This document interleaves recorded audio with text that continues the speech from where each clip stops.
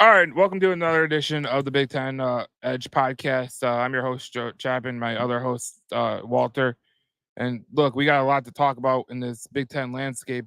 Walt, there's a ton of stuff to talk about. Oh yeah. Some of it is status quo. Oregon still kind of performing at a high level, at least an exciting level. Maybe not a high level overall, but Oregon for damn sure is exciting. Teams like Ohio State still steamrolling out there. Of course, Texas.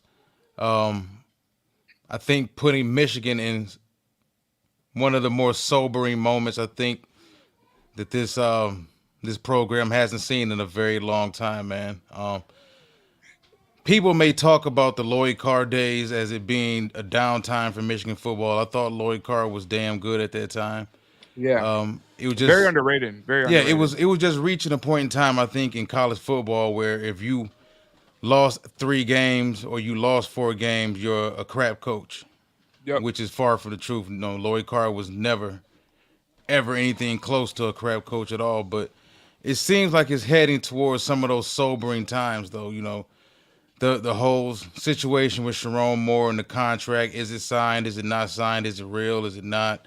I think this team, from a talent perspective, once you start matching them up against some of these other huge programs across the country, some of them that are in the same conference as them in the Big Ten, you're seeing that Michigan doesn't really measure up to some of that competition, at least not right now. Yep. When you're talking about Texas and you look at the type of speed and athleticism Oregon has, and you look at Ohio State and what they always possess every season. So it's I think this is a very, very intriguing time. Well, at least the most important point in time, I believe, in Big Ten conference history because some of the classic teams we could possibly see start to get pushed a little bit by the wayside for some of these newcomers. Yeah, and you see it with like Nebraska with Dylan Raiola. They look like they could be something in the future. Penn State looks like they could be good in the future with Drew Aller and everything, but even they had trouble with Bowling Green. But like, the thing about Michigan that I just kind of I can't really get a grip at is we talked about it last week. Donovan Edwards, right? I did this comparison between him and Khalil Mullins, and because it's the same offensive line. You hear it from people all the time from Michigan fans. They're like, "Oh, it's the offensive line. It's the offensive line." Well, why is one back getting more production than the guy who is really supposed to have the production?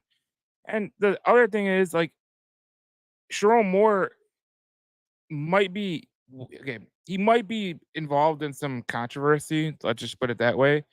So at some point in time, does that come back to haunt you too? Because you got so many things that are perking at the door, and that's not even football related.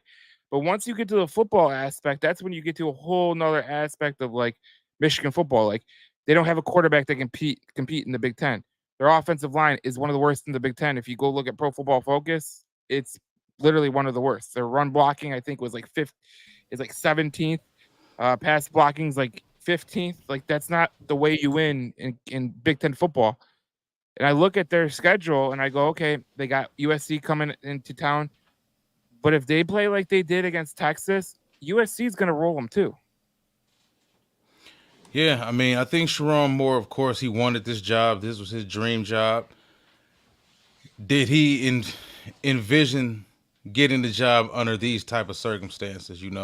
Harbaugh leaving the way he did, that cloud that was left over the program, losing what 65% of your team to the Yep. NFL draft, losing so many pieces to that offensive line, losing running backs, losing receivers, losing. They lost a lot. He Yeah. lost a lot, and I think expecting too much out of him this season was kind of unfair. Now I do understand the fact that it's Michigan. It's any Division One program, respectable football program for that matter. So there's going to be expectations, and coaches don't always get handled fair. But trying to judge him off of this season, I think, is a little ludicrous. Now, what happens when all of those recruits that committed to Michigan 2026, 2027, 2028 for that matter, start leaving? start decommitting. Because I'm pretty sure a lot already did this past summer. You got to deal with the kids who said, well, you know what? I still love Michigan. I'm going to go. When kids recruit, at least when kids get recruited and they go through an early process of signing with a program as a freshman, as a sophomore, as a program, you have to bank on that kid really being in love with your program and not wanting to go anywhere else because a lot can happen over the next 2 years. You're banking on him not wanting to go to Florida State, not wanting to go to Alabama, not going to LSU because any player that's worth a damn, those programs are going to be going after those players as well. So if you're Michigan, man, it's going to get tough. It's going to get tough, man. And I feel for him because I think he wanted the job.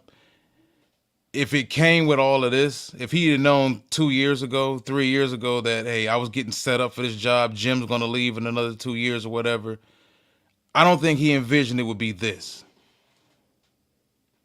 No, I think that Harbaugh left Sherrone Moore just a mess.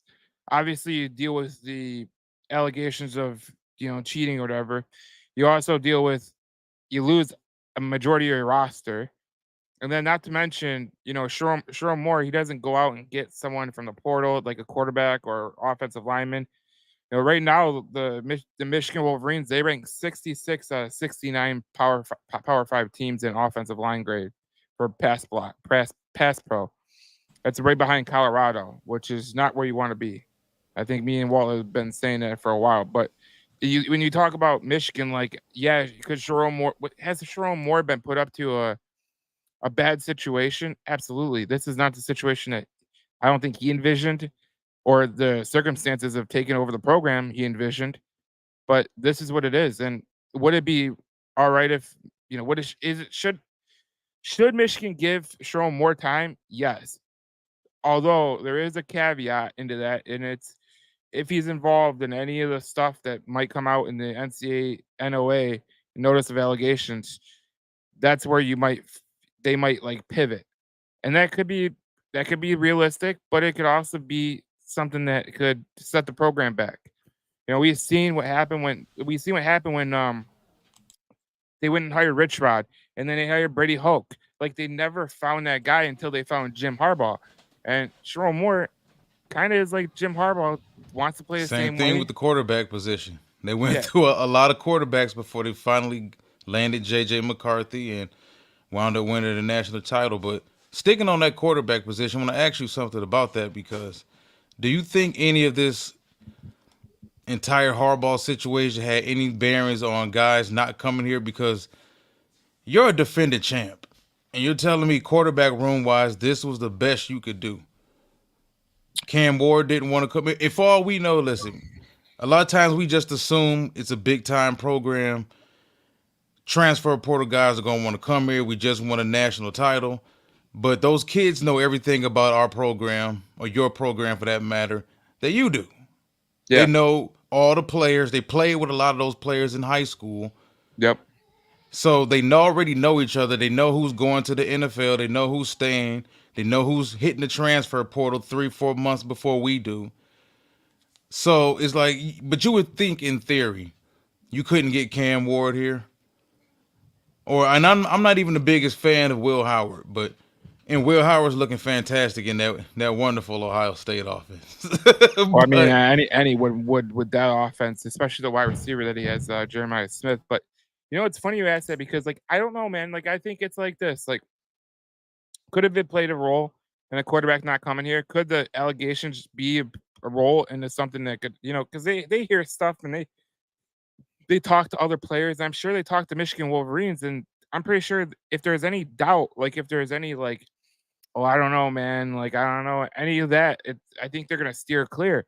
That could be a reason why, and that's part of the reason why Sherrone Moore and this offense could be kind of stagnant, and they're kind of in this limbo position. And it's just like I said, if Jim Harbaugh would have said, after a national championship game, right after, he's like, "I'm going to the NFL. I'm going to go to the NFL." It would have gave Sherrone Moore enough time to go get a quarterback, go get a wide receiver, go get some offensive linemen. But I think because of when he left to go to the Chargers. I think that was the main issue. You don't think he gave Sharon the respect? No, Like I'm just not that naive to believe that these coaches don't know they're leaving. I'm sure. Well, it's been around for years. Like, Yeah, is Jim Harbaugh going to he go? wants back into the NFL. Is he going to go or is he not going to go? I think that's kind of one of the reasons that Michigan never recruited at like this elite level that they should have. Because if we're going to be honest, Michigan kind of sells itself, and you should be able to recruit really, really good. And late in Harbaugh's tenure, especially after the last two off seasons where he kind of flirted with the NFL, recruiting wasn't as good as when he wasn't flirting with the NFL. That's kind of the thing that you're looking at. And I just like I don't think he let Sharon Moore know. I really don't. Like I think that Sharon Moore was like they kind of figured that he was gonna go, but he didn't I don't think that Sharon Moore thought he would take 80% of his staff. You know what I'm saying? I if he didn't know that, I think he's just being naive. Now that's silly because it happens. Think about it. If you're a big time college head coach at a big time program, you spent years putting together this all star staff that you want molded to your liking. And we all know football coaches love continuity. They love same old repetition. They like everybody in the room being on the same page. That's why you have so many situations where head coaches end up losing their jobs because they didn't fire guys that they should have fired underneath them. So it's like I don't know. It would be kind of bogus, I think, if you did them like that. But they always take people that they're comfortable with. So Yeah. I didn't expect Jim to get to the NFL and not draft any of his own players because you ever notice they always do that. Yeah, but Whenever I think college coaches jump to the NFL, they draft a couple of their own players. They take 3 or 4 coordinators. yeah. Well, I think it was a little bit different from this perspective because like obviously Harbaugh had some issues going on with the NCAA. But if you're going to look at it from a realistic standpoint, I don't really think that like you go back to back years and Harbaugh was always flirting with the NFL. I'm pretty sure like at some point they're like, all right, well, go or don't go. I'm sure Sharon Moore knew that he could potentially go, but at the same time, I don't really think you're prepared for that kind of taking, especially that late in the cycle. Like I think they when did they hire? Like it wasn't like late Especially if you January. you don't even have head coaching experience. Yeah, I get Yeah, it. yeah. So you're kind of like treading water until you can find some guys, and it's kind of like a cold reality. Like if Harbaugh really wanted to leave this program in the right direction, if he really wanted to help Sharon Moore kind of get his feet underneath him, he would have been like, okay, dude, I'm gonna be leaving for the NFL. He probably would have told him before the national championship game. I'm leaving for the NFL. This is your team. You're probably going to get the job, which you probably will get the job. You will get the job. And basically, that was it. I don't think he knew because a lot of Sharon Moore's hires were like later in the process.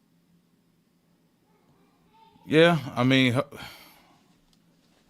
I can be a little naive on it too, but it's like hopefully he didn't intentionally just do him like that. It's a cutthroat business. We hear that all the time, Yep. but a lot of guys just get they work their behinds off to get to these points to Mm-hmm. become head coaches. And in most cases, when you become a head coach, it's not going to be the most opportune situation, No. especially as NFL head coaches. Like you start at the bottom of it, because usually who has the coaching vacancies? The bad organizations. The bad. Very you rarely, know, very rarely do you get a team that's like ready to win. So, yeah, that's. I just think I think that I think Sharon Moore was dealt a slight blow in terms of the way that you know he was handed the program. Obviously, like you would think that you're not going to get a job where you're going to be handed a national championship team. That's not going to happen. But at the same time, I think that like out of respect, you should have left Michigan in a better place if you're Harbaugh. That's what I think.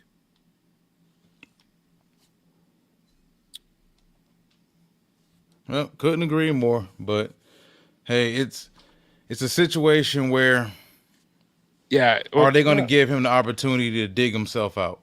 You know, Oh, I and agree. college football doesn't seem to be that fair. Well, no, you see coaches like almost getting fired after 1 year, 2 years. You know what I'm Yeah. saying? And it's like I get in the NIL world that it's kind of like you could fix it really quick, but at the same time, I don't really think NIL is like this get rich quick scheme. You know what I'm saying?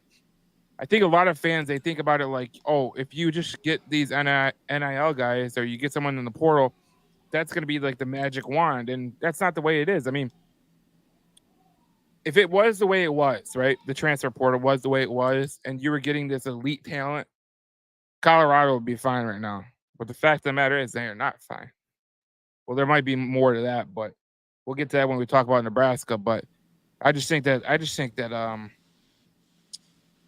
think Michigan's in a situation where, especially since the Big Ten's getting better. I don't know about you, Walt, but like the Big Ten getting better in terms of the way you got USC and Oregon coming in. Obviously, me and you don't believe much in UCLA, but a lot of these programs, like if they don't get it together quick, Washington.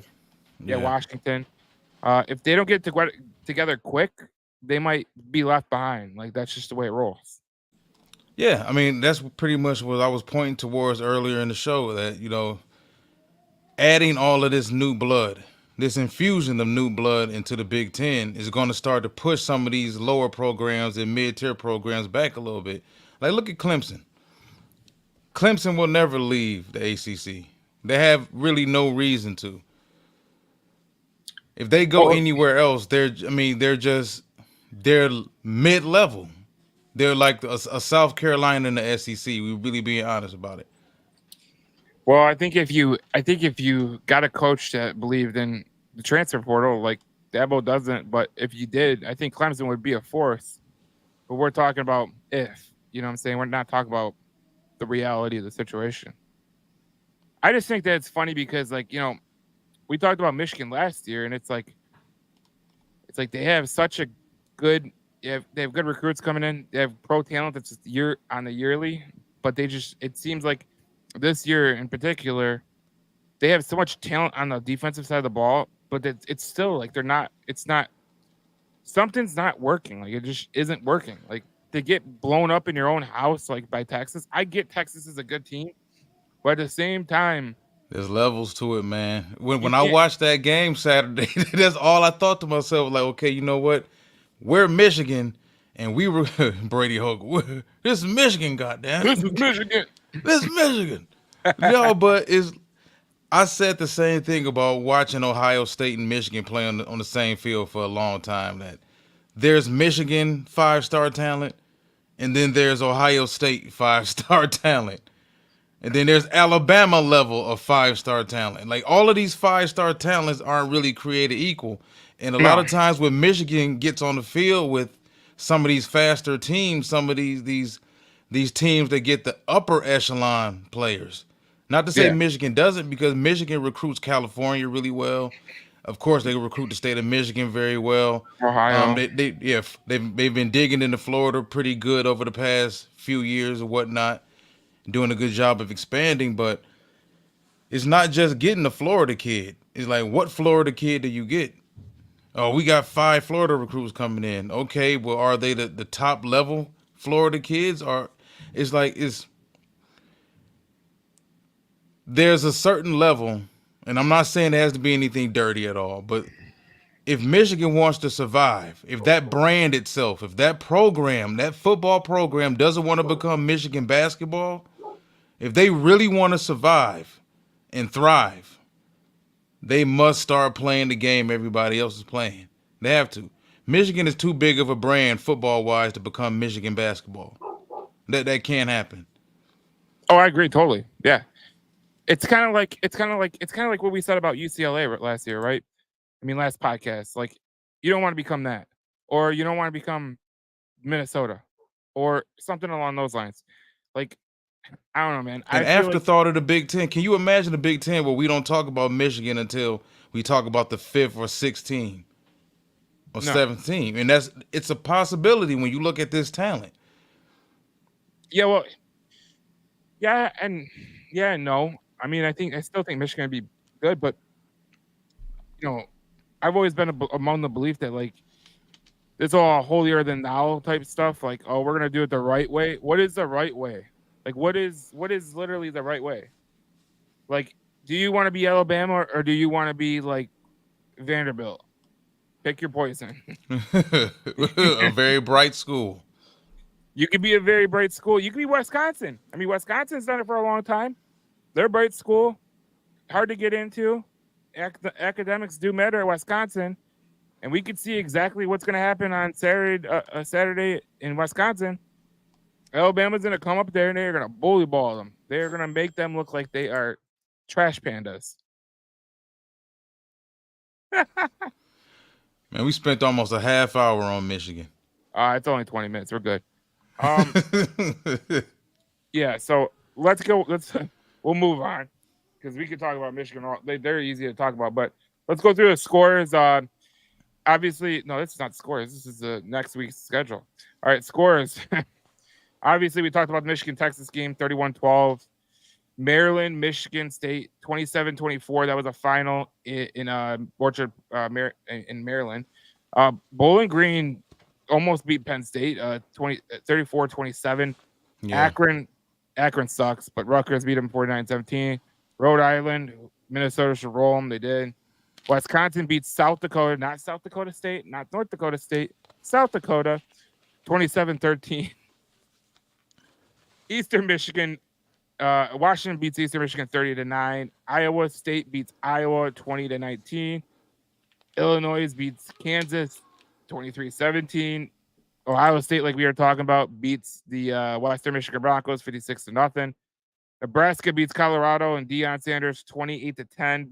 Boise State almost goes into Autzen and beats Oregon, but that was a good game, man. That was a lot a of good pro game. players in that game too. And then finally, Utah State loses to USC 48-0. Oh, and then if you want to go back Friday, Western Illinois lost to Indiana 77-3. And then Duke, the two smart schools, 26-20 in double OT. In double OT. I wonder if you went to the game against Duke and Northwestern, if they just handed out like medical medical gowns, like, hey, there ain't no jerseys here. We're all wearing medical gowns. You know what I'm saying? Like doctor. Hey, we don't keep score here. In order to get in, you got to show your report card. 3.8, you idiot. Get out of here. What's your stats? No, I mean your real stats, like your academic stats. We don't deal with lowbrow scorekeeping. So the one thing I wanted to talk about is how good is Nebraska? Because we saw Dylan Raiola, man, against Colorado, and it wasn't like he lit the world on fire. Because he didn't. 23 for 30, 185 yards, 1 touchdown. But man, when I watch this kid, there's so much like high potential that he has that I think like, man, this could be really good for the Cornhuskers. Yeah, man. I think what you're seeing is he brings a lot of juice. He's the difference maker. We always talk about the right quarterback stepping into the right situation and taking a level of talent around him and elevating that talent. He's doing that. Granted, he only threw for 185. He did a great job of taking what Colorado gave him. He made a couple big-time throws as usual. You're going to see the routine NFL-like throws from him. But make no mistake about it, like the juice, everything that's around him, it is not just hype because he's performing well on the field, too. He's making smart reads. He's not making any dumb throws. He's not playing any hero ball. He's letting the game come to him, and he's managing the game with big-time talent, and Nebraska looks good now because they have a big-time quarterback, something they haven't had since, Tommy Frazier? Yeah. You gotta go, you got to go back. It's been a long time. Yeah, it's been a long time. And they've needed a quarterback. They've been good some years, and they haven't had the quarterback to do it. The thing that really separates this kid from like a lot of other freshmen, in my opinion, is his being mature as he is. Like I think as like a young kid, like it's so easy to get caught up in the emotions of the game and just start throwing balls like downfield. But what I see from Dylan Raiola that I think is different from a lot of other players is he doesn't get flustered. He doesn't get like when he made a bad throw, I think it was like a 2nd and 8. He made a bad throw, comes back, he takes the check down, and the check down goes for a first down. It was a brilliant play. Like, obviously, you're not gonna think it's gonna go for a first down, but it's just this being smart and in the awareness to not make that big mistake that's going to cost you. Because for years Nebraska has had quarterbacks and coaches who have routinely missed that part in the game. And I think him and Matt Rule, they really play well together, like they really do. And it's really a sight to see. And then you look Yeah, on the other side, you look on the other side of the field with Shadur Sanders yeah. and I was Dion. gonna get to that. Like, man, when I watch Sanders, I think he's talented as all hell. I just think that he's been put in some bad situations where he's developed some bad habits. We talk about, remember when Stafford was with the Lions, we always talked about him having bad habits. Like Justin Herbert with the Chargers, like I think he has some bad habits that he doesn't really know. You know what I'm saying? Because he's had so many dumb coaches and they've had to basically wing it the whole time. Like, he's not in an offense like Shanahan. He's not in an offense with Ben Johnson. He's not in an offense like Mike McDaniel. Like, those guys are elite. And when you're in an elite offense, you see what happens. You take an average quarterback like Jared Goff in the NFL, you make him good. You take an average quarterback like Will Howard, he goes to Ohio State, he's suddenly good. What's the reason behind that? It's because of the coaching, and I just don't see that with Shadur Sanders and Colorado Buffaloes.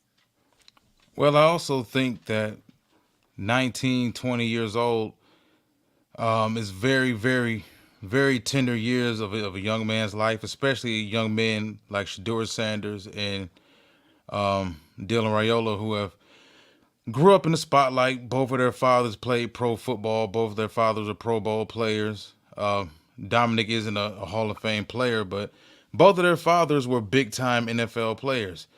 And it's just interesting to watch how parallel the journeys are. And you have to give it on the fathers because these young men love and respect their fathers, and their fathers are paving the way for them to get to the NFL. And they're doing it completely polar different from each other.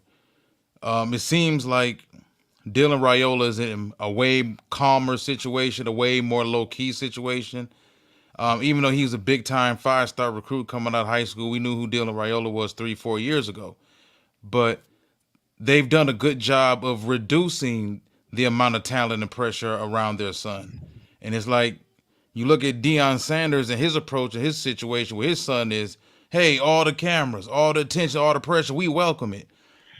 As a father, I'm more prone to take the Dominic Raiola approach. You know, aside from in contrast to the LeBron James approach or the Deion Sanders approach, which is, hey, everybody, look at my son. I I understand it's then especially for fathers who've been through it already before. You know how rough it is. It can be for a 19-year-old, a 20-year-old. It seems a lot of it to be excessively ego driven by some of these fathers. And I love the fact that these fathers love their sons and they Yeah. want to see their sons be the best they can be. But it's in your son's best interest, especially as a quarterback. We're not talking about being going to a college as the fifth receiver and Yeah. having to work your ass off and work up the depth chart. There's only one quarterback position on the field. And all the attention and all the eyes are going to be on your son. So why put your son in a situation where he can just attract more and more and more negative attention? Even if you can be Mother Teresa out there, you're still going to get negative attention. But why do things to draw more of it? You look at last season, the going on the road to, and I don't know about anybody else, whether it's Detroit, New York, Atlanta, Houston, Texas, wherever, Philadelphia. There's certain cities that you don't go to stunting. Yeah. Just out of respect for that city, you don't. And to have players who have a losing record hopping on the airplane and hopping off airplanes with all this thousands of dollars worth of jewelry on and all this other crap. Back in the day, the OGs used to preach that you don't do that. You keep a low profile. You don't go anywhere. You don't go to another city, another state, drawing, welcoming negative attention towards yourself. And it just seems like I don't understand the creating the extra pressure on your son. That's what I don't get. It's amazing to me because like I feel like Deion Sanders means all well. I think he means all well. I think that Deion Sanders, the player, prime time. I really think that he's put his self into his kids' shoes, and it's not fair to the kids because, in my opinion, like okay, like there's been a lot of unwarranted attention that's been put on Shador because of Dion. With you know going at recruits on Twitter or X or whatever, whether it be not getting him an offensive line, like, but you can see that like the maturity level between these two quarterbacks, like Dylan Raiola. It seems like he's got like a little bit. He's more mature. He's been taught a different type of way to act and play the quarterback position. And then I feel like Deion Sanders has put his kid in a position where it's all got to be you. It's all got to be you. It's all got to be you and Travis. And that's just not the way that football works. And I can't I can't fathom how a dad could put his kid in a situation where he knows better than anybody that football is a total team game. Like you don't win with just one player. I feel like he's done a disservice to Shadur because I think the pieces around him aren't that great, especially on the offensive line. When you're taking a Michigan State offensive lineman from last year, oh boy, you know we got issues. So like, it's just like Shadur Sanders is a hell of a talent, and I think that he's gonna be a really good pro as long as Dion stays out of his way. I think that's what's gonna really like determine a lot of things. Like, does your dad get in your way when you're in the NFL? Like that would be like LeVar Ball type stuff. You know what I'm saying? And we all know LeVar Ball loved his kids, but at the same time, it's time to let them, spread their wings and fly and create their own legacy. That's just what I think. So I don't know. It is what it is. All right. We're gonna go on to. I wanted to ask you this question, Walt. Who is the best freshman in the Big Ten? Now we just talked about Dylan Raiola, but this ranking the top 10 freshmen came out this week. You have Jeremiah Smith number one, Dylan Raiola number two, Nick Marsh at three. Obviously, there's a lot of SEC guys, a lot of the South Carolina, Alabama, Texas, Florida, even Notre Dame. But like, I don't know. When you look at this in the Big Ten landscape, I look at these wide receivers, Jeremiah Smith and Nick Marsh. They're way beyond their years. I look Yeah. like a Dylan Raiola way beyond his years. And if you really want to include someone into it, like an Aiden Childs, I think he's way beyond his years. I think he's just got to clean it up on, being so. He likes to throw the. You ever get to? If you watch Aiden Childs, you'll understand this what I'm about to say. Aiden Childs doesn't want to throw it through the hole. He wants to just like set fire to that hole. Like he throws that ball so damn hard. So if he can just loosen it up a little bit, I think he'll be fine. Yeah. I think this is one of the most talented Big Tens we've seen in a long time. Especially freshman wise, young player wise. Yeah. Yeah, even I know he redshirted last year at Oregon State, but yeah, I think Dylan plays the most important position. He's Yeah. probably the biggest recruit, the most polarizing player. And then you look at the fact that he has the whole Patrick Mahomes thing going on, which he swears is just all a coincidence. Every every bit of it is a coincidence, but I would say it's Jeremiah Smith, man. Like Mhm, Jeremiah looks different. And like you mhm. made the comparison with him and Nick Marsh. It's similar to Julio Jones and AJ Green in the SEC, Yep. little about 10 years ago, where you got two guys who you could tell, like from a physical standpoint, man. Like Jeremiah Smith, there's some wide receivers like other position groups, but there's some wide receivers who you can tell this is what they do, and they've been groomed for this shit for a long time. Like Oh yeah. you can tell Jeremiah Smith been lifting weights for a long time. Oh yeah.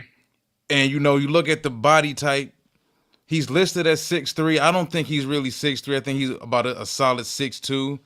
Yeah. But the thickness that he's built with, arm wise. You look at his hips, his legs, the power he runs with. Man, Yep. he looks like he could be a first round pick Right now. as a freshman. Yeah, Yeah, he right now. does. Yeah, but that's kind of similar where I go. I mean, I think we just saw something from Nick Marsh that I think is Yeah, interesting. You know what I'm saying? But Nick the the thing same about though. it ain't the same. But the thing about Jeremiah Smith, man, the thing that separates him from all these other guys, and I like Nick Marsh and I like Dylan Raiola, but like if you're telling me you could bring this wide receiver on any NFL team, I think any NFL team right now would be like, yes, yes, please, yes, please. Because the one thing when I watch Ohio State, like obviously I watched them play Western Michigan, which is not much. You know what I'm saying? When they go play tougher competition, we're gonna know. But the one thing I know about this kid is the way he contorts his body and the way that he has his body position on the catch. Like they don't teach you that in high school.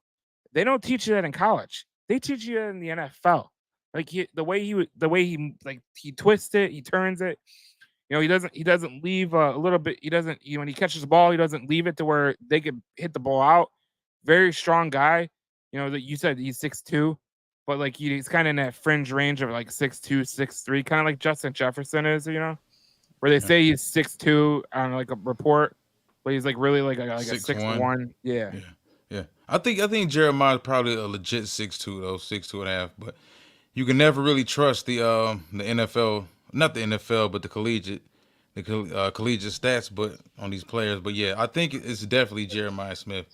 Dylan has played really well. I think we expected Dylan to play pretty well, and it's uncommon to see a true freshman at quarterback do it. We I see mean just plenty of true freshman wide receivers coming to college football and make just big look splashes. just look at that dude and the way he's built. It's just amazing. Yeah, Like he's built like a freight train, he's built literally. like he's been training to do this. This is what he wanted to do since the age of 7. Like there's some of those players you can tell from a very young age that okay, he's one of those guys. Like I said, Nick Marsh, they finally got a quarterback to get people the ball. I'll just say that. And I don't know if you wanted to discuss Michigan State and Aiden Childs Yeah, we're gonna anytime talk about that. soon. Yeah, we're But gonna talk yeah, about that. I like Aiden Childs. I did. I liked him last year at Oregon State. I see the physical tools. He's still really slight built, but he's got the big arm. He's got some gunslinger in him. He's got tons of playmaker in him for damn sure. And right now he's just filling himself out. People got to remember he redshirted last year. He came in relief of DJ. Yep. Spot duty. They'll give him a possession. Some games, matter of fact, last year for Oregon State, they would start him the first possession of the game. Then they would bring DJ in for the second, moving forward. But Michigan State got a talented ass quarterback. If we talking about just from a physical talent standpoint, State hasn't had a quarterback as physically talented as him in recent memory. I just think that they have to just take the you got to take the good with the bad with a guy like him because he's still learning. He's so raw that he doesn't even realize he's raw. You know what I'm saying? It's kind of like I think a lot of people they look at Dylan Raiola and they go, "That's the way a young quarterback should be." But most young quarterbacks aren't like that. What I look at with Aiden Childs, I'll tell you this right now. What I look at with Aiden Childs, got a great arm. He can put that ball wherever he wants to put the ball. That's something that you can't really teach in high school, college. That's what they want in the NFL. And he's just kind of erratic right now. But that's gonna come, you know, like when you're a young quarterback and you're trying to get into the fold and you're trying to, figure out what you're not good at, what you're good at. Like how do you throw this ball to this area? How do you throw this ball to this area? And I look at Aiden Childs and I think last week was kind of like his like come to Jesus moment, you know what I'm saying? Where he was like he didn't play the best game. He was a little bit turnover. He threw some turnovers that were kind of like, but when he had to make throws, he made throws. Those were two NFL type throws at the end of the game. Yeah, he never got down. You can tell he's confident, and they're confident in him. They didn't shut him down after the picks. Yep. You know, Well, I what like other choice do you have? I like after the first game, he literally said like they asked him like what was wrong with the offense, and he's like, "You can put that on me. You can put that on me." And I think that's in today's day and age with these type of kids that we have, and in college sports, you don't hear that much. No. And I just think that that type of leadership is so underrated. There's not many guys like that anymore, man. There literally isn't. Like it's like even in the NFL, even in the NFL, like they deal with leadership issues at the quarterback position. Like you think about some of these quarterbacks that are coming to the NFL, they're not even leaders. Like they're not even guys that you could go, that's a leader right there. You know, that's a leader. Like I look at Jalen Hurts and I go, that's a leader. The way that he plays the game, the way that you know, he doesn't get rattled that much. You know, he's fought for everything he's had. Lamar Jackson, leader. Patrick Mahomes, a leader. But then you know, you look at some of these guys like Justin Herbert. Is he a leader? Or is he just like kind of like just there? Big You know what time I'm saying? talent. Dak Prescott, is he just there? Is he a leader? You know what I'm saying? Tua Tagovailoa, is he a leader or is he just like, oh, I'll throw it up to Tyreek and Jalen? Like, all right, like that's pretty easy enough to do. But yeah, Nick Marsh is that was his coming out party too. I'm glad to see that local kid, local kid from here, balling at Michigan State is always great to see that. 8 for Yeah, he had 194. eight receptions for 194 yards, 24.3 yards per catch, and a Yeah, TD. yeah, and I think That Nick is another kid who, when you look at body types, because you know we always look at it everything from a draft standpoint. But you looking at yeah, measurables, arms, yep. hips, waist, all this other stuff. Nick is built tough. Like you can tell by the time Nick leaves Michigan State, he's probably gonna be about 220. Oh yeah. Something like he has one of those body types. And I'll tell you this. I'll tell you this. I think that you talked about parents earlier in the podcast about how you know they're kind of like they don't teach you know you were talking about how you want your kid you know your if you had kids you know you have kids obviously but if you were they were football players how you would want them to be or whatever and I watch you know Nick Marsh's mom on Twitter and I'd say that's the kind of mom that you would want you know what I'm saying someone who's going to be in your corner and is brash but not like overconfident like she's like yeah he's good and that's the type of person you want in your corner you know what I'm saying Definitely, definitely. so I think this is a question that I think you wanted to talk about, and we're going to talk about it right now. Is Ohio State the Big Ten best? Because I don't know, man. The way I see it with Ohio State, correct me if I'm wrong, but they haven't Mm-hmm. played anybody yet. And then if we Mm-hmm. look at this, if we look at this week coming up, they play. I don't know if they play this week. Do they? I don't think they do. No. So they don't play this week, and there's not many games on the schedule where you're going, okay, someone's going to come out as a Big Ten best. But like I look at Ohio State and I go, there's talent all over the place. There's no doubt about it. Like Quinshawn Judkins, Travion Henderson, Jeremiah Smith, you know, Abuka. Like there's talent everywhere. I don't know if I can call them the Big Ten best yet. What's your opinion? I don't think they have the best quarterback. No, I not at think all. is to me, I think it's between them and Oregon. What scares me about Oregon this year and kind of puts me in a position to kind of boost Oregon up also is the fact that, well, a few things. For one, they got a big time quarterback. Yeah. Second, they can score points on special teams. They have overall team speed, and they have playmakers on offense. Yep. Now, when I look at them and I compare them to Ohio State, okay, the quarterback Will Howard isn't as good from a physical talent standpoint or from a gamer standpoint as Dylan Gabriel, but he may not have to be that within Ohio State's offense Yeah. because Hartline and everything they make everything so easy to digest for the quarterback offensively that you can take a guy like Will Howard who played 4 years at Kansas State. It was a 5 years at Kansas State, lost his starting job to multiple quarterbacks. He can leave that situation, go to Ohio State, and thrive in that situation. Now, as you mentioned, Will hasn't played anybody yet as well, but when you looking at Jeremiah Smith and Abuka and Carnell Tate, Travion Henderson, Juggins, as you mentioned,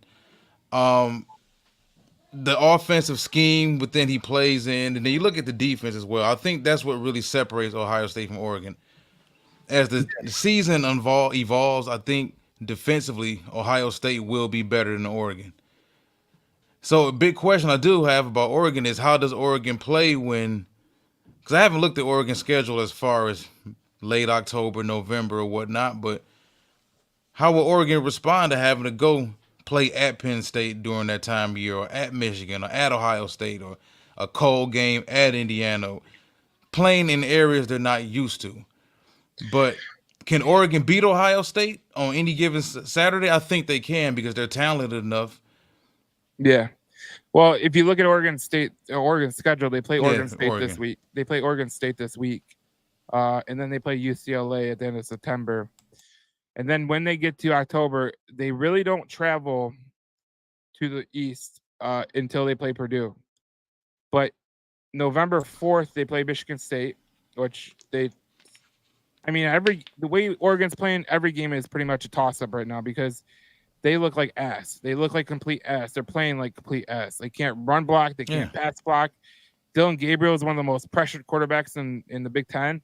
It's just not good. They play Ohio State October 12th at Autzen, so that's going to be a late game. Then they go to Purdue. They play Illinois. Then they go to Michigan. Play Michigan on November 2nd. And then they play Maryland. They go to Wisconsin and they play Washington. That's their schedule. So out of that schedule, I mean, like they only travel east to play Purdue, Michigan, and Wisconsin. So I don't know. Just watching Oregon play these first couple games, you get this real uneasy feeling that somebody's gonna get them. If two people yeah. don't, if two teams don't get them, Yep. like watching Philadelphia play last season, the Eagles when they started 10-1, it just felt like, okay, you're 10-1, but with the way you're playing, your brand of football, that's not going to be sustainable for too much longer. Oh yeah. Oh yeah. And I look at this game this week, Oregon State, like it's a rivalry game, so that could be a toss up. I don't think UCLA is going to give them any chance, you know, any anything to like where they're going to be worried about the game. If they struggle with UCLA, then you got bigger issues. But eventually, they got to get this pass blocking. Like I talked about it before. Me and you talked about it before. That offensive line they have at Oregon is way too talented in terms of NFL draft talent to be as bad as it's been. Like I just don't understand how it's been as bad. Even running the ball, like they can't run the ball with the consistent pace. Like I looked at it on the Pro Football Focus, and they are the 17th best run block.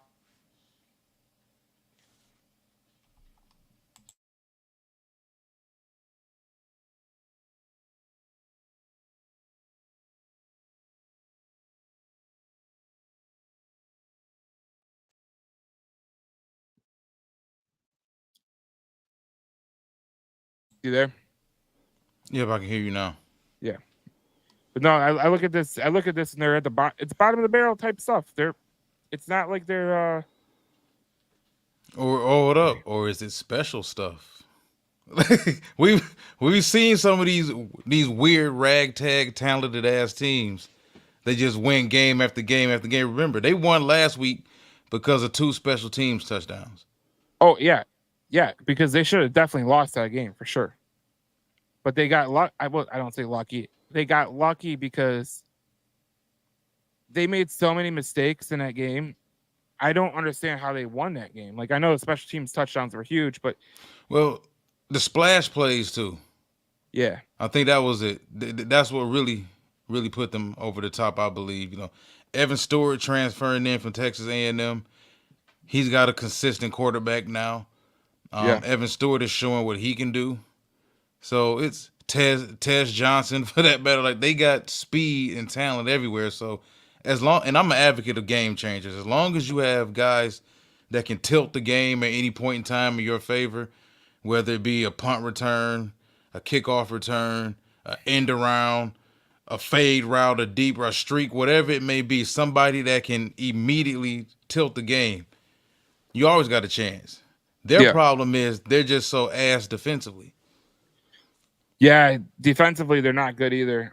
It's just it's So you put Dylan Gabriel constantly in situations where he's got to play this ragtag, run around. I got to be a gamer every Saturday type of football. I think the main issue with Oregon though is like the pressure that Dylan Gabriel faces on a week in and week out basis. They can't get the run game going at a consistent level. I think if their I think if their offensive line got better, they would like to take deep shots downfield. They haven't been able to do that. But like I look at it, I'm just like, man, like there is way too much talent on that Oregon roster to be as ass as they have been. You know what I'm saying? Like, should you have struggled with Idaho? No, I'll give you that. It's week one, right? You play, then you struggle with Boise State. All right, Boise State can be a pain in the ass sometimes. If you struggle against Oregon State or you struggle against UCLA, we got issues. We do, especially going into that schedule in October where you got Michigan State, Ohio State. I'm not saying Michigan State's some like great shakes. I'm saying Michigan State can beat you if you're at your worst, and this is the way the Big Ten is. Well, Boise also had a pretty special running back. Yeah, he is pretty good. I like that guy. Yeah, he's pocket Hercules. Malachi Nelson was supposed to be the truth there, and yeah, that's not Yeah, I happening. know. I know. So where is Malachi Nelson now? He's still with USC? No, he's with Boise State. Really? Yeah. Man, I subscribe to this NIL update site, and I get so many of them on a week to week basis that I didn't even pay that shit any attention. It's hard to keep up with a lot of these players now. No, it's hard because like the only reason I know he went to Boise State was because that was like the news like that Malachi Nelson couldn't beat out what's his name God it's Oh, like Maverick something or whatever. what in the college football 25 name is that? That's the Boise State quarterback. Man, listen, I Okay. scouted, I recruited a safety named Jesus Chick. He a hell of a playmaker too, man. Well, I I know someone that took a screen grab of their recruiting thing, and they had a cornerback named Jeff Epstein. Yeah. The jokes write themselves, but like you're right. Like I met his name's like Maverick Hansen or something. That's a Boise State quarterback. I mean, he looks like a created character in Madden or NCAA. Like you create this guy, and he's like five. He's the guy's short. He's really short. Like you see him, and you're like, this is a tiny little fellow. Like he's next to the offensive lineman. And you're He's like, a tiny little fella. he's a tiny little fellow. Like he's just out there. Like I play at Boise State, blue turf, kind of match. I kind of fit in, and it's just like, man, I don't understand it. Like Malachi Nelson was supposed to be the guy that was supposed to take over for Caleb Williams. You know what I'm saying? And that didn't happen. Well, wasn't he supposed to be there? Wasn't he supposed to be at USC? Yeah. And then Uh, Miller Moss made him, yeah. These kids, man, is I don't know if doing, and I understand that big time talent is big time talent, and when you're a college coach, if nobody else has used that talent yet, let me get my hands on it. So I can understand all of it from a college coach's perspective. But when guys have transferred twice and haven't played a damn down of football, hmm that's major red flags for me. I damn near view you as undraftable now. By the time you finally do get to the NFL draft, like, what's so wrong with you sitting down and playing somewhere or sitting down and waiting? Just because you're not walking in as a true freshman as a starter doesn't mean you won't play. Sometimes you have to just allow situations to play themselves out. God, the quarterback in front of you gets hurt. The quarterback in front of you turns out to be non-productive. Like just Well, just sit down and chill. Like I don't get why these dudes can't chill. I mean, some of their parents pay thousands and thousands and thousands of dollars worth of money for all of these coaches and all of this tutelage that my quarterback son gets on the side. And he's this and he's that and he's 5-star. Why isn't he starting? Well, you don't have to sit there, son. You can go play somewhere else. yeah, you're good. You're an elite athlete. You are just the bee's knees, man. But they It's just don't respect the quarterback position no more. Like, what makes you really think you haven't played since high school? So what makes you think you're gonna go from one offensive program to just halfway across the country and just learn Boise State's offense or learn, I don't care if it's Western Michigan's offense. What makes you think you can just switch teams like that at 19 years old, 18 years old, and oh, I'll be fine. I'll just pick it up and run with it. Who does that? Well, Everybody's struggling. All these dudes who jump around are struggling. it's got to be you hit on it earlier. It's got to be the parents. It's got to be people that are role models in his life, because what person goes, "Hey, I think you would be way better at this school because they actually will give you playing time." You know what I'm saying? We rarely see a kid sit and wait his turn. Like we see Nussmeier with LSU wait his turn. We've seen Miller Moss do the same thing. They look pretty decent to start out with, but you got some of these young quarterbacks that come out. I mean, Patrick Mahomes was once he sat on a bench. You know, Lamar Jackson sat on the bench at Louisville. There's no problem with it. The issue is these parents and all these people that are around them say, "No, you are the best. You are going to be the best quarterback. You are Patrick Mahomes and Jesus in the same breath." You got Patrick Mahomes' arm, you got Lamar Jackson's legs, and you're like, "Bro, this kid hasn't played one down of football." You know what I'm saying? And you see it in all sports. It's not just football. It's basketball. It's hockey, baseball. Get These to the parents, league as quick as possible, and it's these not parents, so much about being prepared when you get there. these parents don't want to like teach their kids anything, and that's part of the reason that we had this problem in sports right now. Is where you got like kids that are going to the NBA draft, right?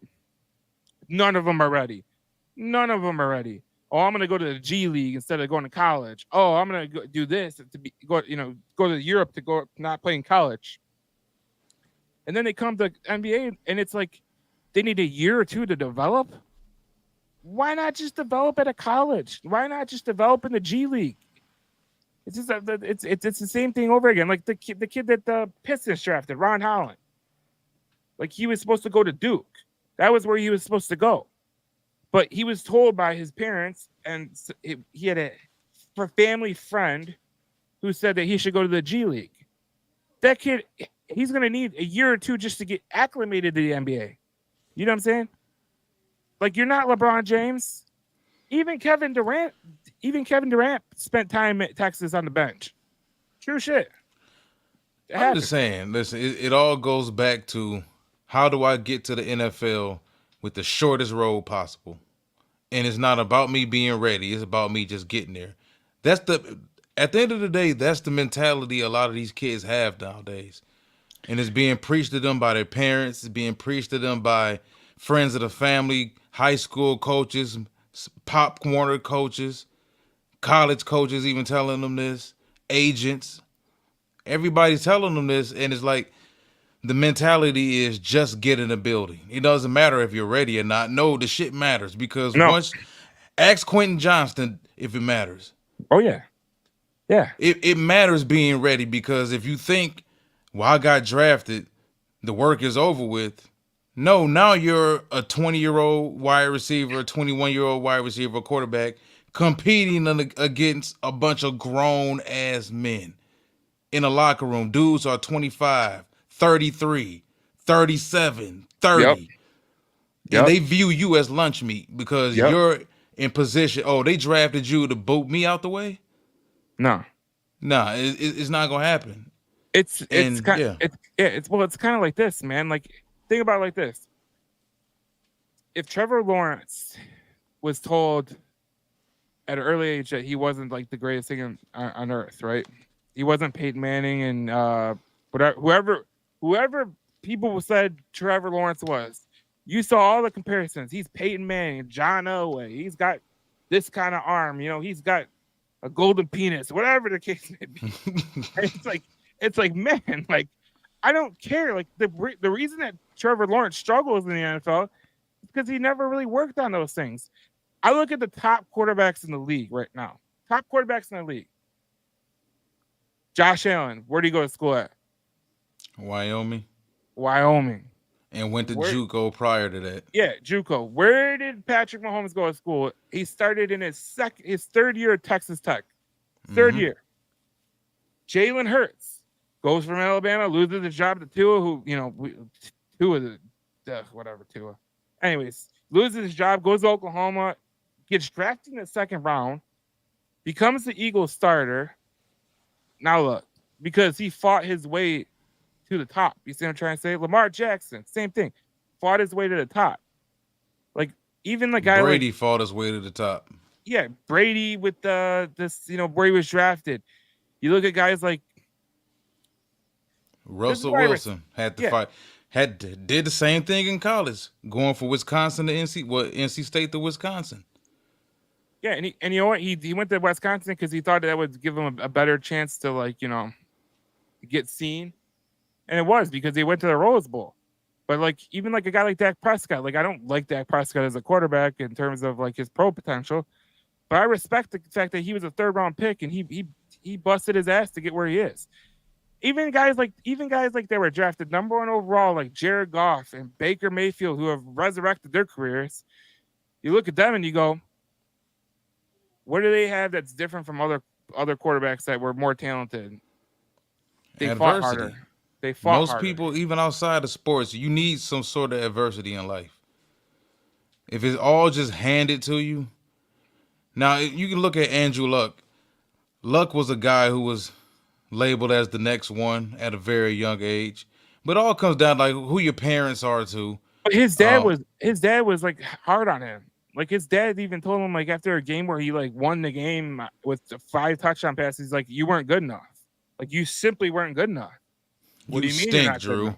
Right. What do you mean you're not good enough? You tossed 4 touchdown passes. He ran for one. I think it was against USC. It's like man, like but you Yeah. gotta have people around you that are gonna tell you the truth, man. That's the way it goes. Like and these kids that come around, like, do I respect the Cam Ward at Miami? Yeah, because he busted his ass at Washington State. He went to Miami and he's doing really well for himself right now. Childs, he's if he goes to another program, I don't think he is because I think he's kind of like he's that He has his leader. coach. He has his coach. He has the people that he wants to be around him. You don't see that much in college football, man. You really don't. Like I made the case last year. I said that Michigan was they were the last of a dying breed in college sports. Very rare do you get a team that's full of seniors that were there for the whole time. You won't get that anymore. Like you just won't. Kids are gonna be like, "Oh, I'm gonna go play at Alabama." You know why? That's Michigan's brand of 5-star. Our 5-stars stay for 6 years. No, it's just if you're how the NFL views it though. If you're any player that's actually worth a damn, you're not playing 4 or 5 years of college. That's why, like when DJ Uiagalelei came back twice, that's when I knew okay, DJ's not an NFL player. You should have been gone 2 years ago. Trevor Lawrence, you backed up Trevor Lawrence, and Trevor Lawrence is what, year 4 now? He's already got his contract, bro. Right. And you still playing in college, man, with your leg sleeve on. I look at this college sports right now, man, and I just think it's like the wild wild west right now. And I think it's Yeah. like, I don't know, AAU basketball, AAA hockey. Like if you ever like watch those parents in action, you're like, man, these people are some psychos, bro. Like, no, your kid is not LeBron. No, your kid is not Connor McDavid. No, your kid is not Sidney Crosby. Like, shut up. Like, you ain't that good. Like, I don't know much about hockey, but whoever the best guy is, damn it, my kid is him. Who was that Connor Eiserman guy? Connor McDavid. Yeah, Sergey Crosby. yeah. It's like these people, they love to like that's what they oh, my kid's definitely a pro. It's like, bro, your kid might not even be the best in the state. People don't understand what it takes to be pro, man. Like you have to be honest with yourself about your kid. You gotta look at the district your child plays in, the type of competition they play against. Size. Yeah, like be honest, man. I've seen some of the best football players in the state of Michigan that couldn't even play Division I football. Oh yeah. You have to be on a whole different level to be Alabama good. Yep. Florida, we joke about the University of Florida. You still have to be on a certain level to be Florida good. Yep. Texas good. Ohio State good. Yep.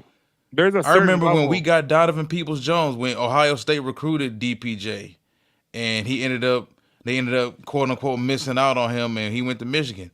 I remember listening to some Ohio State fans that said this 2 years into Peoples Jones being at Michigan. We dodged a bullet. He wasn't good enough for Ohio State, no way. And I got to thinking, like, well, damn, if DPJ came here, is he really that good? If Ohio State didn't want him or turned him away, so I it's mean, like, I just look at it like this, man. Like you just said, like the Alabamas, the Floridas, the Ohio States, they got unique breeds. Obviously, you see those once in a lifetime type guys where they come from like a smaller program and they kind of like blossom into like a stud. Like I don't think Khalil AJ. Mack, Yeah, but Cleo Mack. AJ Brown went to fucking. He went to where did he go? Ole Ole Miss. Miss. Yeah, so that's not like a small program, but like you see a guy like God, I'm trying to think of a kid that went to a small program that really turned out Well, good that's in why the I said, NFL. like, for Khalil Mack to be a top 5 pick coming from Buffalo, and when you watched him play at Buffalo, like, I've had head coaches say sometimes in scouting that they just get it wrong. And Yeah, every now and then you run across a player at a school and you look at him on film and you say, why the hell is he here? yeah, But then some of these kids want to stay home. Like Isaiah Pacheco could have left the state of New York. He didn't have to go to Rutgers. but he went to Rutgers. Because he wanted to stay home. He wanted to stay close to his mom. He wanted to stay close to his family. But he had LSU offers. He had offers to go to a lot of other schools. So sometimes these kids stay home because they want to stay closer to home. I mean, But just look at a guy like Kelvin Johnson. The Georgia only Tech, reason the only reason he went to Georgia Tech was because he wanted to get an engineering degree. Like, yeah, all right, like he that's didn't care about Reggie Ball no. He's throwing like him he's the like football. no. He was just like I'll make it work. You know what I'm saying? He obviously made it work.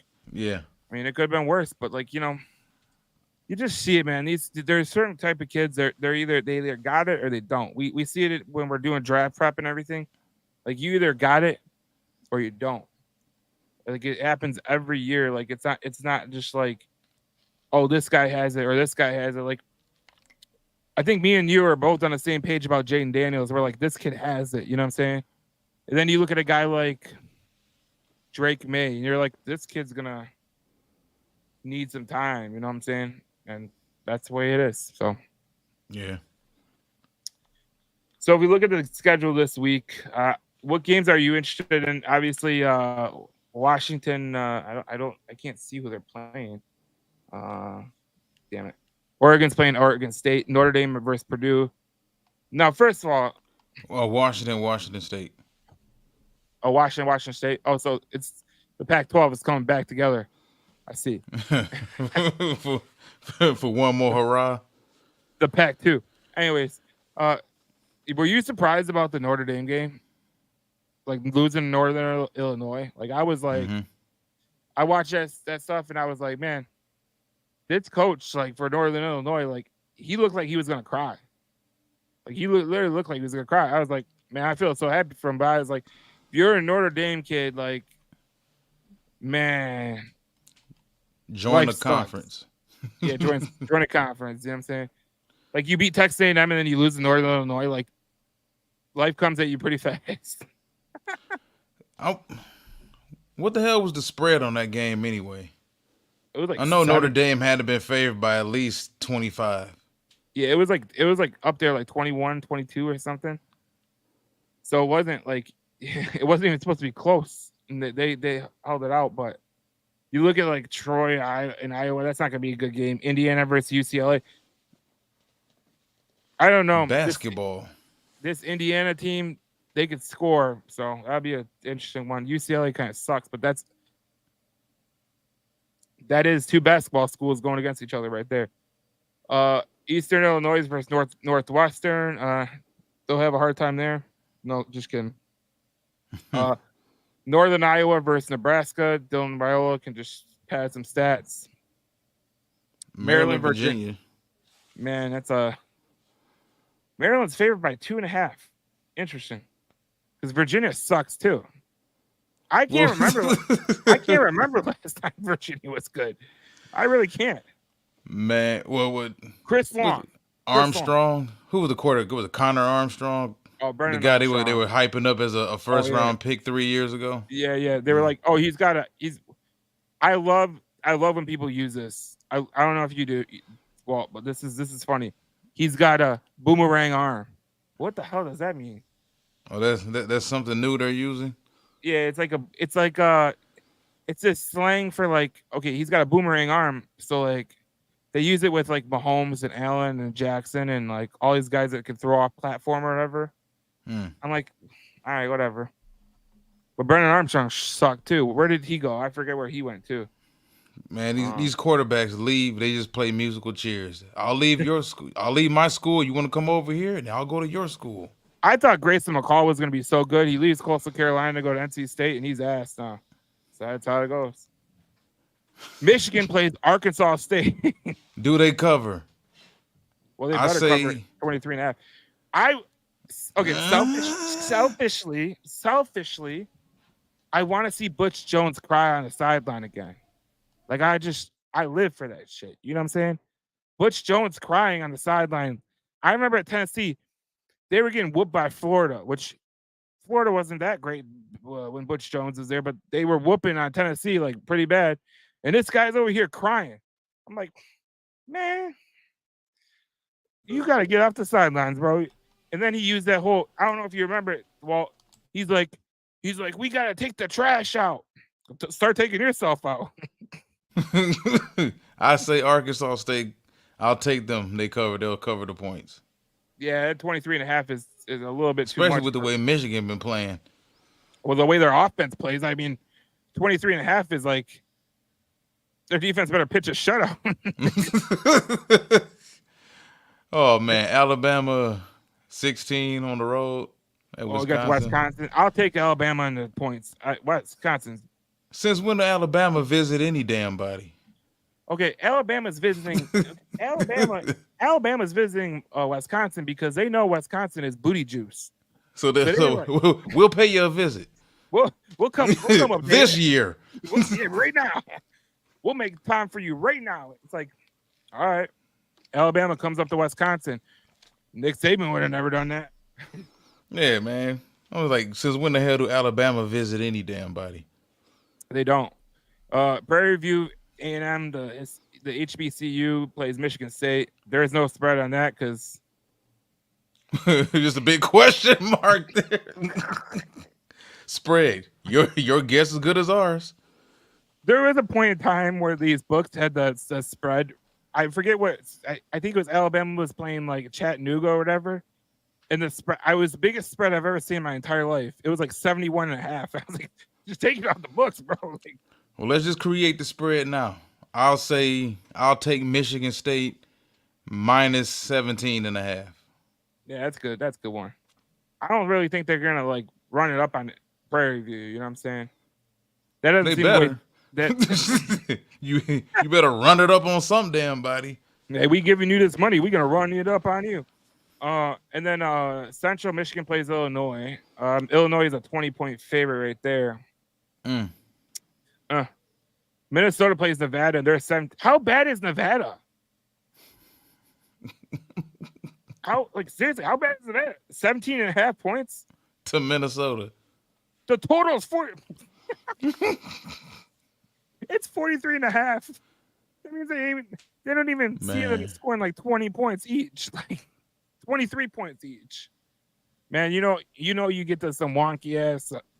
I was laughing my ass off one day because there was this guy on YouTube, right? He'll do a live stream on college football Saturdays. He bets like every game. He's an imbecile, but he's a degenerate too, so it's even better. But anyways, he bet this game where remember Iowa last year? Like their over under was like 21 and a half. And you're like, ooh, what do you mean 21 and a half? This guy's betting over on every one. I was like, oh, whatever. But that is this week's games. That there's not many games I like on this schedule, to be honest. Not even gonna lie. Yeah, I mean, Alabama, and Wisconsin doesn't interest me either because, like I said, Wisconsin is straight booty juice. I don't know what the hell is going on in Wisconsin. It's weird because remember when Wisconsin used to like have like good offensive linemen? yeah. Now they just play this air raid stuff, and it's like, bro, this is Wisconsin. You don't play the air raid there. Yeah, I Just mean, absolute ass. I think Wisconsin's one of those teams in our conference that's going through an identity change, and they may Or not really realize it. But I mean, what big time quarterbacks you going to get to go there? Because it's I mean, getting to a point where you need to have that. Like you can't even recruit. The days of being a Miami, where you could just recruit all the best athletes in the state of Florida. You got all the best corners, all the best safeties, all the best edge rushers, all the best tackles, all the best running backs. And then you can just plug in a Ken Dorsey or somebody and just skate by. Those days are over.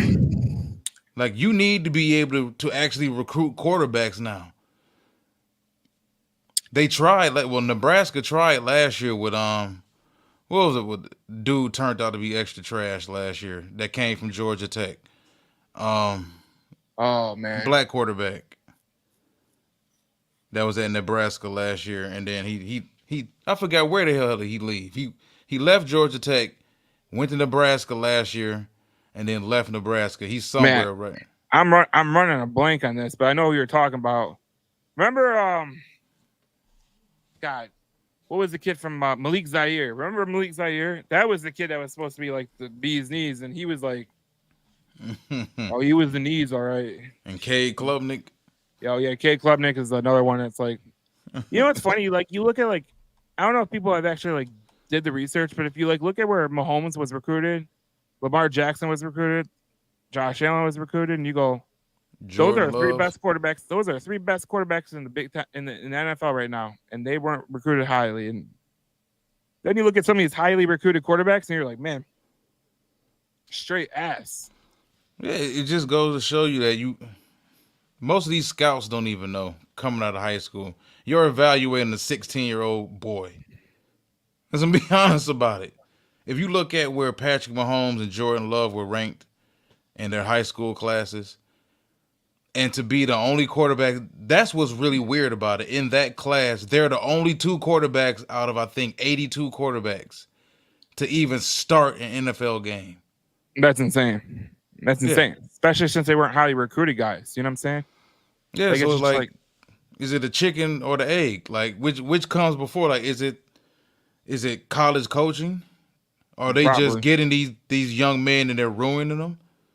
probably. That's the latter. Yeah, the second part. Because there's no way you can tell me out of 82 quarterbacks, only two can play. Even Well, though I do understand quarterback is a very, very difficult position to play.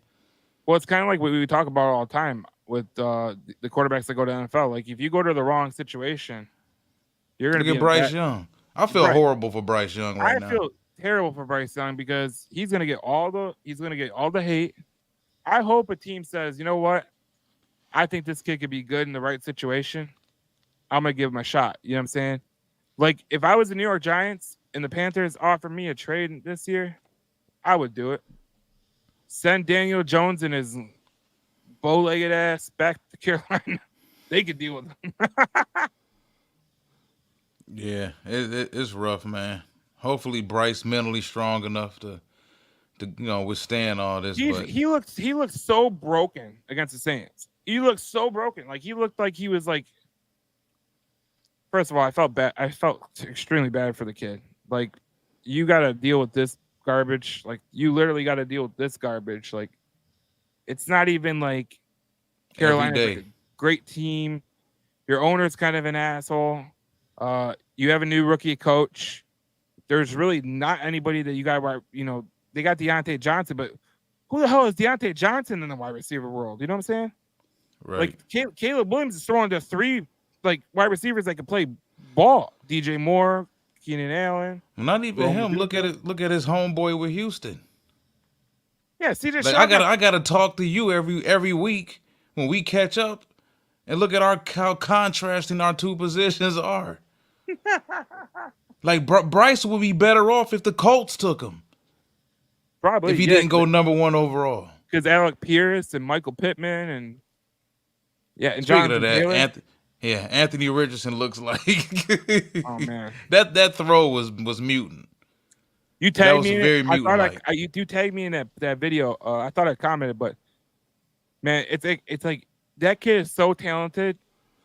but sometimes I don't think he realizes how talented he is because he does like to like let go of the ball, like kind of like it's a short route, and he says, "Screw it, I'm rocking this boy in there." If he just gains a little touch, he's going to be a fantastic quarterback. Yeah, he's probably, like I said, just from a talent standpoint, he's probably the most physically gifted Yeah, quarterback we've ever seen. yeah. If you put it all inside a 6'4", 6'5", 250, team may say this dude is around 260. I don't think he's that big. Now, if you're talking about 240, I can believe he's a legit He's 240. still a mammoth of a man. Like Yeah. if you imagine you're a defensive lineman and you go from tackling Bryce Young to Anthony Richardson, it's like, whoa, Well, man. if you look at that throw from this past weekend, the fact that he slipped, And still got didn't it off by completely heart. gain his footing, he threw that ball from his own 31. And it's not Uh-huh. like the ball died on his way to Pierce. Pierce That's what I'm saying. he still caught it over his hand, over his That's what shoulder. that's what I'm saying. His arm talent is like too good. Like it's way too good. And if he just gained touch on the short throws, he would be fantastic, man. Like he has a cannon for an arm. Like people say he has a cannon for an arm. That dude literally got a cannon for an arm. I think the cannon Yeah, for he's an arm very is Josh Allen-esque. He's more athletic, I think, than Josh, even though Josh is athletic and get yeah. out and move. But yeah, he's even he seems to be. That's how. This what makes the Carolina Panthers situation even more mind-boggling. As bad as we think the Colts are, as Ursay is, and as big of a jackass as people may think he is, and the black eyes that organization has on it, they're still viewed as better than Carolina. Yeah, because I mean, to be honest, if we're gonna be completely honest with each other, Indy got a squad. I like the way that they're built too. Now they're not built that great. Like there's still deficiencies in talent at some positions. Yeah. But I look at like the way the Colts run things compared to the way the Panthers run things. I mean, think about it like this: like you traded your best defensive player to get Jadavion Clowney. It's like the most mind-boggling thing I've ever heard in my entire life. You gave up Brian Burns for Jadavion Clowney. That was you. First of all, that general manager should be fired. First of all, I know their owner is kind of a kook, anyways. Probably going to fire him all after this year. That's the way he rolls. But I don't know, man. I think the Panthers are. I feel bad for Bryce Young. I think Bryce Young will be great in some spots. I just think he's in a horrible situation. And Well, the thing is, if you're Carolina, how do you get better? You haven't done the most to put him in the best situation to be successful. You get the number one overall pick again. What are you gonna do with it? Take an edge rusher, take another tackle, because you can't keep putting him out there behind that offensive line either. And Ike Kwanwu has regressed dramatically, horribly. they thought he was going to be the bee's knees. Remember that? They thought he was going to be like Well, one of the we best also tackles. we also thought your boy from Bama was going to be something. He turned out to be nothing but a turnstile for the Giants, Evan Neal. Well, So Evan Neal was a unique case of I don't give a fuck. That's what it was. I thought, when you watch Evan Neal play the game, like there was times where like he would get beat on a spin move and he'd just be like this. Oh shit! Like, dude, go get the guy before he kills your he said, quarterback, bro. "Oh shit." Like you're just like, man, go get that guy. It's kind of like what was that tackle that oh man, the tackle that went to the Texans a long time ago, like 2011, 2012. Oh man, no, it's Falcons. It was Jake Matthews. Remember Jake Matthews? Oh yeah, Oh yeah, he was supposed to be the bee's knees too, and then Texas A&M. he turned into he was a turnstile too. That's He kind of he went on to salvage his career. yeah. You know. He got all right. He got all right, but they were like saying like, oh, he's going to be the next great left tackle and blah blah blah. You hear this every draft season like, oh, In a this guy's guard's gonna, body. yeah, And he this was guy's obviously in a guard's body though. It was like Riley Reef. Remember when the Lions drafted Riley Reef? You were like, Yeah. this guy ain't a tackle, bro. This guy ain't a tackle. What are we doing? Like, what? That ain't gonna work. But it is what it is. I just think that I feel bad for Bryce. I really do. But it Yeah, goes to show. he's a great kid, man. It goes to show you, man. There's idiots out there that have a ton of money, and them trading that draft pick to the Chicago Bears to get Bryce Young when they should have just built the team up was the biggest mistake they've ever made. Because Well, they could have had the number one overall pick, and they could have picked Caleb Williams or Jaden Daniels. You know what I'm saying? Well, I think people from the outside looking in at that situation in Carolina, because nobody's watching any Carolina Panthers games. Nobody. No, no. When I watch them on replay. I don't watch any Carolina football on Sundays. All right, But I'm gonna be honest with you. I watched that Saints game and a Panthers game on replay, NFL Plus, and man, I felt like I was watching a murder live on TV. Like I wasn't live, but I felt like it. You know what I'm saying? Like I was like, this poor guy Bryce Young, like nothing is happening for him, man. Like nothing. Like Deontay Johnson's getting bitch slapped by Marshawn Lattimore, and then you got, their tight end that they were parading out there. Was it Jaheim Bell, or whatever? yeah, They were like, oh, he's gonna be great, bro. He's small. He is small for a tight end. He better be fast, and he ain't fast either. He's getting, what's the guy's God, what's the linebacker, the middle linebacker for the Saints? He's a beast. I forget his name. He's been there forever. Oh, I don't know what you're talking about. Demario Davis. Yeah. Demario Davis. And Demario Davis is old, and he's keeping up with this guy. I'm like, bro, you better quit. You better quit this game now, because if Demario Davis is trailing you, I think the easiest thing for fans to do, especially if they're not looking at these situations and trying to apply some sort of context to it, they'll say, the first thing people are going to say actually is, well, you know what? Carolina missed. Time to draft another quarterback. No. So the attitude is, screw the entire situation. We'll just draft another quarterback.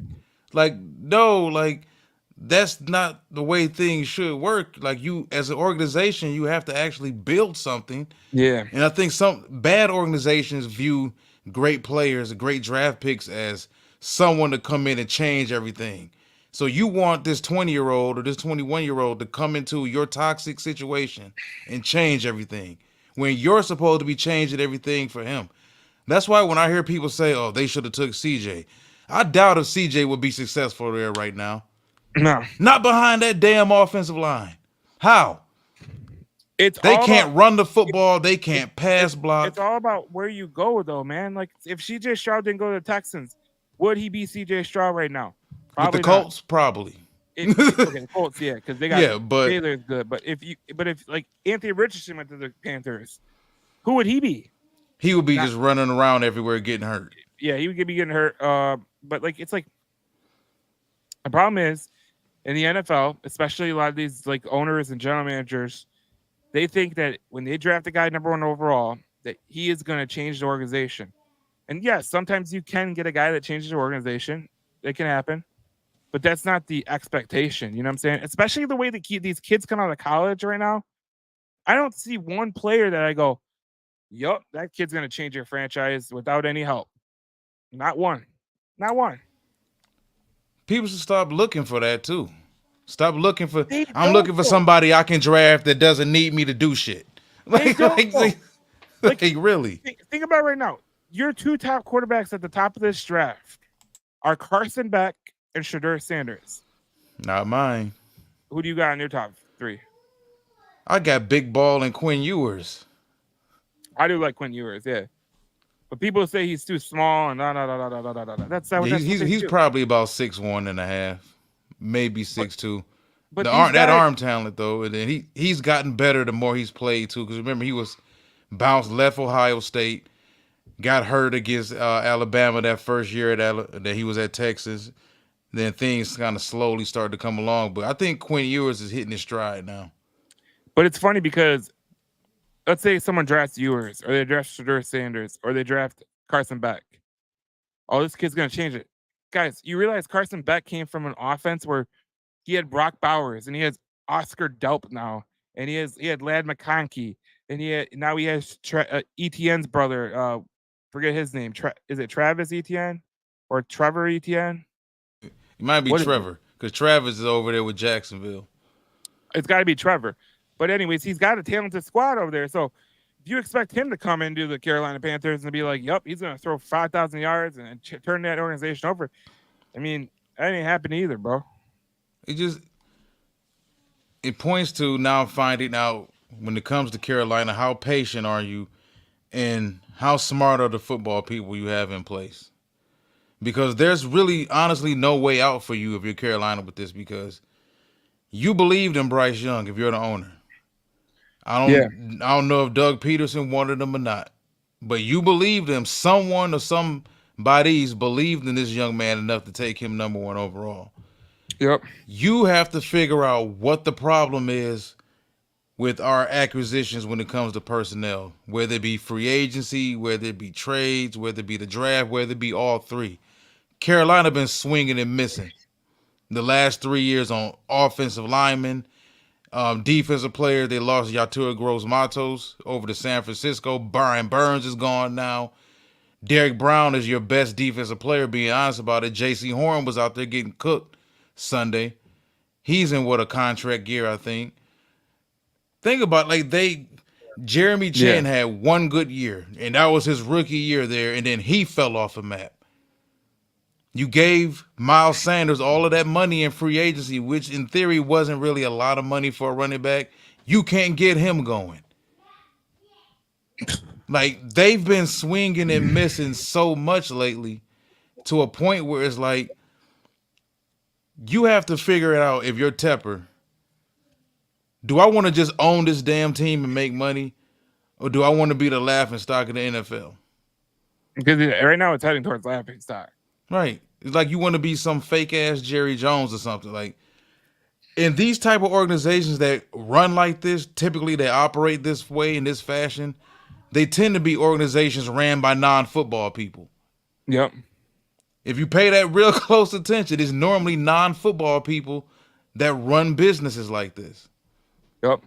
And it's not a business. It's really not. It's more like getting the right people. Like they haven't got the right people. That's number one.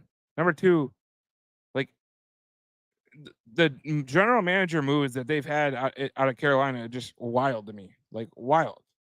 Like, oh, we're gonna get this guy, but we're this is gonna be your next guy. Like, hey, let's give Bryce Young old ass Adam Thielen. Now, Adam Thielen, if he was in Detroit or Kansas City or the Chargers, like I think he could be useful. Like he could be really good. But the problem is it's not the quarterback, it's not the wide receiver. It starts with the offensive line. If you don't get the time to throw, you're gonna run into trouble. And they have not fixed that. And until they fix that, they're gonna be the garbage of the NFC South, the NFC into conjunction, and it's gonna happen like that. Yeah, I mean, if you're Carolina and you're staring at the number one overall pick next April, you got to trade it, of course. But if you don't, it has to be the number one tackle on the board. I think tackle is, you're not going to take a wide receiver at number one overall. And if As you don't much take as you may need an edge rusher, typically you need to make sure next offseason is completely revolved around making sure we get Bryce Young going. Yep. I look at it like this: if you don't want to go into the draft and get a rookie tackle or whatever, a rookie offensive lineman, you better go in free agency and you better spend some coin. Like you better spend some coin. Like who played for Robert Hunt? I forget. Wasn't it the Broncos or the Raiders? Right Raiders. now, I know Hunt came from the Dolphins. Yeah, Or did but I the think Dolphins re-sign him? they didn't resign him though. I don't think they did. He went somewhere else. Hold up. I'm gonna look it up. Robert Hunt.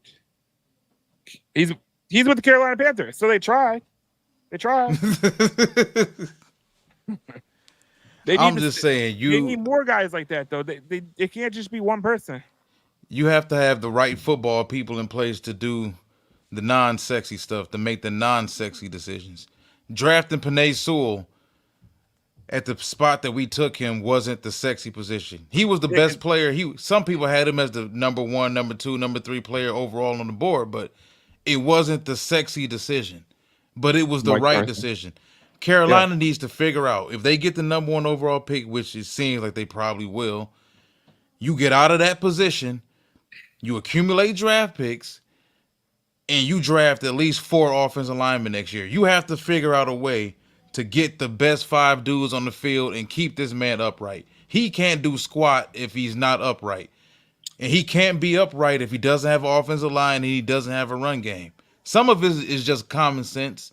But then when you talk about non-football people running these organizations, they just don't understand. They figure we're going to draft the quarterback and he'll change everything. Like, that's what you got from this. You saw what C.J. Stroud did in Houston, but you didn't bother to look at what he had around him and how they insulated him very well. All Carolina Panthers, some Carolina Panther fans saw was, oh, we should have just took Stroud. No, CJ wouldn't be doing that shit with you right now. no, Bryce could be doing that with Houston right now. We don't know. but he never got the chance to, and Yeah. they that's the problem. A lot of these organizations, they think that if they just grab this number one overall pick like Bryce Young, it's gonna change the conjecture of their team, and they're gonna be, like they're gonna be the new Chiefs or the Bengals or anything like that. And it's just not the way it works. You got to build an offense. You got to be able to build an offensive line. That's where it starts. But a lot. First of all, if your general manager doesn't recognize this, you might have a freaking problem in Carolina. Like, I know they went out and got Robert Hunt in the free agency, but like at some point you're gonna have to spend some coin. You're gonna spend some draft capital. You gave up draft capital to get Bryce Young, and then that was used for Caleb Williams for Chicago this year. You got draft capital for Brian Burns, which wasn't much. Even the Giants were laughing about it on Hard Knocks. Did you see that Hard Knocks? Mm-hmm. They were like, I can't believe we're gonna give him this cheap. I'm like, if you got a bunch of dullards in New York talking about we're gonna get this guy cheap, you might have a problem. It's basically like if an idiot comes up to you and goes, "I'll give you $5 for your car," and you're like, "The soul," and he says, "Wow, what an idiot." I'm like, you're like kind of like, damn, I seem stupid right now. You know what I'm saying? If the No New York backsies. Giants, if the New York Giants are making you look stupid, there's a problem right there. Terrible.